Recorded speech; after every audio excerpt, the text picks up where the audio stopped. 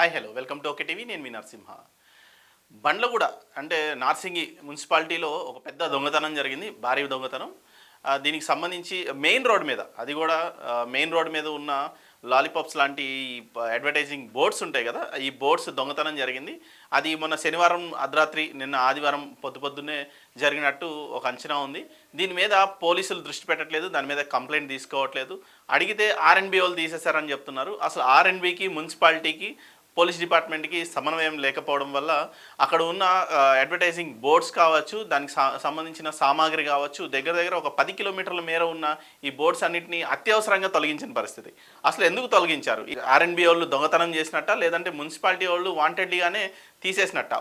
So హుటాహుటిన Narsingi commissioner Praveen Kumar Reddy హుటాహుటిన కొడంగల్ నుంచి నార్సింగికి ట్రాన్స్ఫర్ అయిపోయారు. ఎందుకంటే ఎప్పుడైతే కాంగ్రెస్ ప్రభుత్వం వచ్చిందో అక్కడి నుంచి ఇమీడియట్గా కొడంగల్ నుంచి ఇక్కడ నార్సింగ్ కమిషనర్గా, మున్సిపల్ కమిషనర్గా ఆయన బాధ్యతలు స్వీకరించిన తర్వాత అక్కడ గందరగోళం ఏర్పడింది.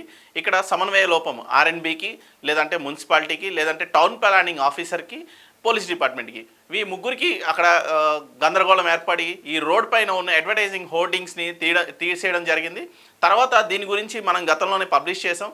సో ఏదైతే కాంట్రాక్టర్స్ ఉన్నారో, ఆల్రెడీ రన్నింగ్ కాంట్రాక్టర్స్, లైవ్లో ఉన్న కాంట్రాక్టర్స్ ఎవరైతే ఉన్నారో, టెండర్ పాడుకొని దానికి అమౌంట్స్ ఏదైతే ట్యాక్సెస్ పే చేస్తున్నారో 2 నుంచి 3 కోట్ల రూపాయలు మున్సిపాలిటీకి ఏదైతే ఆదాయాన్ని ఇస్తున్నారో, యాడ్ ఏజెన్సీ సంబంధించిన కాంట్రాక్టర్స్ వీళ్ళ హోర్డింగ్సే తీయడము గమనార్హం. ఎందుకంటే దీనిపైన పెద్దవారి హస్తం ఉంది అని చెప్పేసి ఒక దొంగ జీవో ఆర్ఎన్బి నుంచి third party target media and Navnirman company అని చెప్పి రెండింటి మీద ఒక దొంగ ఐడి సృష్టించి హుటాహుటిన షెల్ కంపెనీ ఏర్పాటు చేసి, ప్రైవేట్ లిమిటెడ్ కంపెనీస్ ఏర్పాటు చేసుకొని ఈ 6 నెలల్లోనే దాని మీద ఆర్ఎన్బి నుంచి ఒక జియో తీసుకొచ్చి, అది డమ్మీనా జెన్యున్ జియోనా అనేది మున్సిపాలిటీ వాళ్ళు కానీ ఆర్ఎన్బి వాళ్ళు కానీ దాన్ని కరెక్ట్గా గైడ్ చేయలేకపోయిన పరిస్థితుల్లో ఆ డమ్మీ జీవోతో అక్కడున్న కాంట్రాక్టర్స్ని బెదిరించడం, నిన్న దౌర్జన్యంగా ఉదయాన్నే మొత్తం హోర్డింగ్స్, ఈ యాడ్ ఏజెన్సీకి సంబంధించిన హోర్డింగ్స్ కానీ, లాలీపాప్స్ కానీ, వాళ్ళకి సంబంధించిన మొత్తం మెటీరియల్ని డిస్మాండిల్ చేసేసి పట్టుకెళ్ళిపోయారు.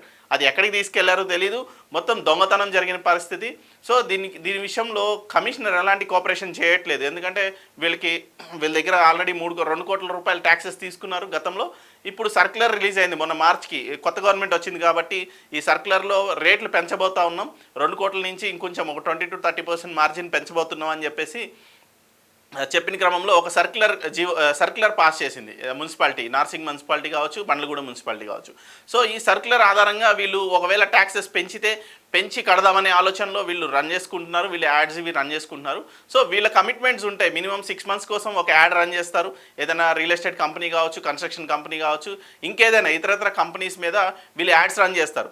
వీళ్ళకున్న అగ్రిమెంట్ ప్రకారం ఆ యాడ్స్ రన్ చేయాలి. లేదు అంటే వీళ్ళు డిస్క్వాలిఫై అవుతారు, లేదంటే వాళ్ళ యాడ్స్ క్యాన్సిల్ అయిపోతే వాళ్ళకి రెవెన్యూ ఆగిపోతుంది. సో ఆల్రెడీ 2 కోట్ల రూపాయలు ట్యాక్సెస్ కడుతున్నారు, దీనికి సంబంధించి పన్ను కడుతున్నారు, ఆదాయం వస్తుంది మున్సిపాలిటీకి, నార్సింగ్ మున్సిపాలిటీకి. సో ఈ ఆదాయాన్ని గండి కొట్టే క్రమంలో టార్గెట్ మీడియా అండ్ నవనిర్మాణ సంస్థలు దొంగ జీవో తీసుకొచ్చి ఆర్ఎన్బి నుంచి బైపాస్ చేసే ప్రయత్నం చేస్తున్నాయి. ఒకవేళ 2 కోట్ల ఆదాయానికి మున్సిపాలిటీ వదులుకునే పరిస్థితుల్లో ఉంటే ఆర్ఎన్బి నుంచి వాళ్ళకి వచ్చే ఆదాయం 5 లక్షలు మాత్రమే. సో ఈ 5 లక్షలు కూడా రీఫండబుల్. సో ఇలాంటి పరిస్థితుల్లో జిహెచ్ఎంసీ కానీ, అక్కడున్న బండ్లగూడ కమిషనర్, మున్సిపల్ కమిషనర్ కానీ, లేదంటే మున్సిపల్ అండ్ అర్బన్ డెవలప్మెంట్ అథారిటీకి సంబంధించిన మంత్రి రేవంత్ రెడ్డే కాబట్టి దీనిపైన ప్రత్యేక దృష్టి పెట్టాలి.